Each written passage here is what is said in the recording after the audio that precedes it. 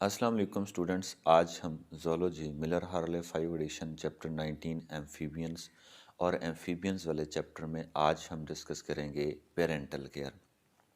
Students, अगर हम parental care की बात करें तो ये एक ऐसा बिहेवियर है जिसमें वालिदैन अपने बच्चों की हिफाजत करते हैं। तो चूँकि पेरेंटल केयर हम एम्फीबियंस की पढ़ रहे हैं तो इसका मतलब है कि एम्फीबियंस अपने बच्चों की केयर कैसे करते हैं। अब यहाँ पर एक पॉइंट क्लियर कर लीजिए स्टूडेंट्स कि ये पेरेंटल केयर एम्ब्रियोनिक स्टेजेस में भी हो सकती है और यही पेरेंटल केयर लार्वल स्टेजेस में भी हो सकती है।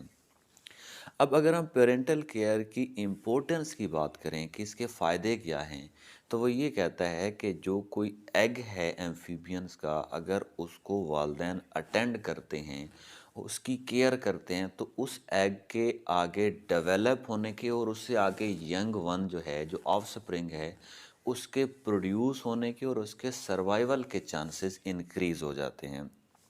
तो यही उसने कहा कि parental care increase the chance of any one egg developing but it require a large energy expenditure, कि इस पे एनर्जी बहुत ज़्यादा लगती है on the part of the parent, कि पेरेंट की तरफ से एनर्जी बहुत ज़्यादा लगती है अगर कोई पेरेंट अपने बच्चों की ये एग्स की केयर करता है। तो नेक्स्ट स्टूडेंट्स वो मैं बता रहा है कि जो हमारे पास अगर हम पेरेंटल केयर की बात करें एम्फीबियंस में, तो वो कहता है कि most common form of parental care in amphibian is attendance of egg clutch bye either parent.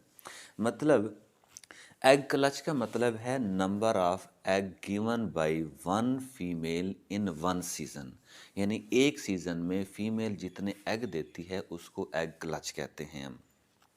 वो कहता है कि एग क्लच की पेरेंट की तरफ से हिफाजत करना, उसको कवर करना, उसकी देखभाल करना, इसको ही हम पेरेंटल केयर कहते हैं। नेक्स्ट स्टूडेंट्स वो बता रहा है कि कौन से, मतलब अगर हम एन्यूरन्स की बात करें या सैलमेंडर्स की बात करें, तो इनमें से कुछ ऐसे होते हैं कि जिनमें जो एग्स होते हैं या जो ऑफ स्प्रिंग्स होते हैं उनकी केयर फीमेल करती है, यानी कि मेटरनल माँ की तरफ से होती है, और कुछ ऐसे होते हैं जिनकी फादर की तरफ से यानी कि पैटर्नल केयर होती है।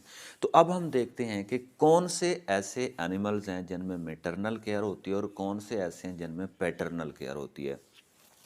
वो कहता है maternal care occur in species with internal fertilization, ऐसे एम्फीबियन जिनमें फर्टिलाइजेशन बॉडी के अंदर होती है, स्पेशली अगर हम सेसिलियंस और सैलमेंडर की बात करें तो इनमें चूंकि इंटरनल फर्टिलाइजेशन होती है तो इनके अंदर जो पेरेंटल केयर है वो एक्चुअली मेटरनल होता है, यानी कि माँ की तरफ से होती है। सो डैट से उसने कहा है कि maternal care occur in the species with internal fertilisation. Example उसने हमें बताई है सैलमेंडर्स में या फिर सेसिलियंस में। याद होगा आप लोगों को, सेसिलियंस हमारे पास आर्डर जिम्नोफियाना से ताल्लुक़ रखते हैं, जबकि सैलमेंडर्स हमारे पास आर्डर कॉर्डेटा से ताल्लुक़ रखते हैं। उसके बाद नेक्स्ट वो मैं बता रहा है कि ऐसी कौन से एम्फीबियंस हैं जिनमें पेरेंटल केयर पेटर्नल होती है, मतलब फादर की तरफ से होती है, यानी कि मेल पेरेंट की तरफ से होती है।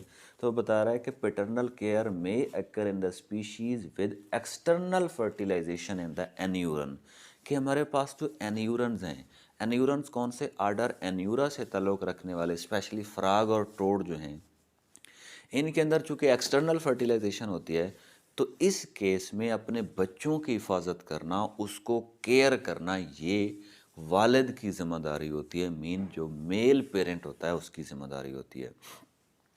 अब हमारे पास ये तो थी इंटरनल और एक्सटर्नल फर्टिलाइजेशन के हवाले से, कि एक्सटर्नल फर्टिलाइजेशन होगी तो एन्यूरन के केस में जो है वो फ्रॉग, मेल फ्रॉग जो होगा उसकी जिम्मेदारी होगी, और अगर इंटरनल फर्टिलाइजेशन होती है तो हमारे पास सेसिलियंस और सैलमेंडर्स हैं, इन केस में जो फीमेल होती है वो अपने बच्चों की केयर करती है।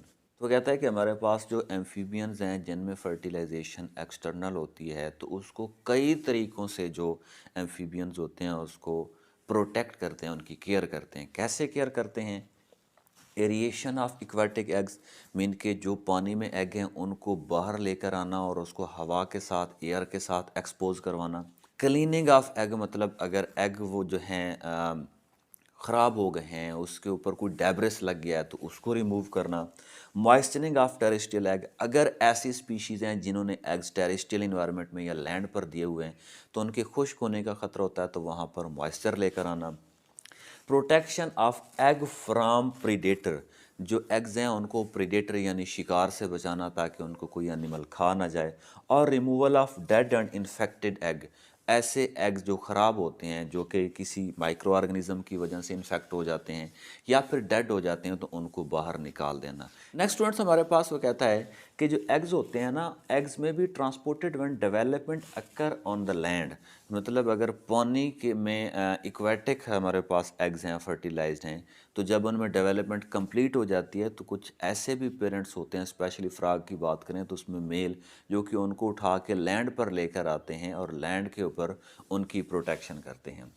अब स्टूडेंट्स हमारे पास कुछ और स्पीशीज़ हैं, इंटरनल और एक्सटर्नल से हटकर अब हम बात कर रहे हैं। वो कहता है कि हमारे पास फीमेल ऑफ द जीनस पाइपा, पाइपा हमारे पास एक जीनस है, carry the eggs on their back, वो अपने एग्स को अपनी पीठ के ऊपर, अपनी बैक के ऊपर हमेशा उठाए रखती है और उसकी केयर करती है। और दूसरी हमारे पास दो स्पीशीज़ हैं हमारे पास रियोबेट्रैकस की, ये ऑस्ट्रेलिया के अंदर जो स्पीशी है ये एग्जिस्ट करती है। वो कहता है कि were discovered in Australia with in last 30 years, ये जो हमारे अब से पिछले 30 साल हैं वहाँ पर ये स्पीशी डिस्कवर की गई थी ऑस्ट्रेलिया में। और इसकी खसूसियत ये है कि रियोबेट्रैकस जो हमारे पास फीमेल है, ये अपने बच्चों को अपने स्टमक में डेवलपमेंट करवाती है। ये एक हैरान कुन चीज़ है कि ऐसे भी एनिमल्स हैं जो अपने बच्चों की डेवलपमेंट जो है वो अपने स्टमक में करते हैं। ये यकीनन आप लोग पहली दफ़ा सुन रहे होंगे। तो ये रियोबैट्रैकस की दो स्पीशीज़ ऐसी हैं जो अपने बच्चों की केयर, जो डेवलपमेंट है वो अपने रिप्रोडक्टिव ट्रैक की बजाय अपने स्टमक में करती हैं। अब यहाँ पर कुछ ऐसी चीज़ें हैं जो अननोन है। कौन सी अननोन चीज़ें हैं? वो कहता है कि हमारे पास, हमें इसके मैकेनिज़्म का नहीं पता कि ये फर्टिलाइज्ड एग को स्टमक में लेकर जाती है या फिर ये लार्वल फॉर्म में अंदर लेकर जाती है, इसका हमें नहीं पता। लेकिन इतना पता है कि ये अपने स्टमक से अपने यंग वंस को निकालती है, तो माउथ में आते हैं, माउथ से फिर ये अपने बच्चों को बाहर निकालती है, मीन बर्थ करती है। ये एक इंटरेस्टिंग फिनोमिना है हमारे पास रियोबैट्रैकस, दो स्पीशीज़ जो हमारे पास ऑस्ट्रेलिया के अंदर पाई जाती हैं, लेकिन अब वो एक्सटिंक्ट हो चुकी हैं, अब वो प्रेजेंट नहीं हैं। वो कहता है कि अगर हम इनके पेरेंटल केयर की बात करें तो वो कहता है कि Rheobatrachus female brood tadpole, tadpole definitely हमें पता है कि जो एम्फीबियंस के लार्वा होते हैं उनको हम टैडपोल्स कहते हैं। तो Rheobatrachus female brooded tadpole in their stomach and the young emerge from the female mouth, mean के जो इन बच्चों की जो बर्थ होती है वो फीमेल के माउथ से होती है। अनफॉर्चुनेटली वो कहता है कि हमें अब तक इस बात का पता नहीं चल सका कि ये डेवलपिंग फर्टिलाइज्ड एग को लेकर जाती है अपने स्टमक के अंदर या लार्वल फॉर्म में लेकर जाती है या लार्वा वगैरह को स्वेलो करके माउथ से स्टमक में लेके जाती है, इसका अभी तक हमें पता नहीं चला। फ्रेंड्स हमारे पास लास्ट पॉइंट है, वो कहता है कि जब वो बच्चों को ब्रूड करती है, जब वो स्टमक के अंदर लेकर जाती है, जब बच्चों की डेवलपमेंट हो रही होती है, तो उस वक्त जो स्टमक होता है वो डाइजेस्टिव इंजाइम रिलीज़ करना बंद कर देते हैं।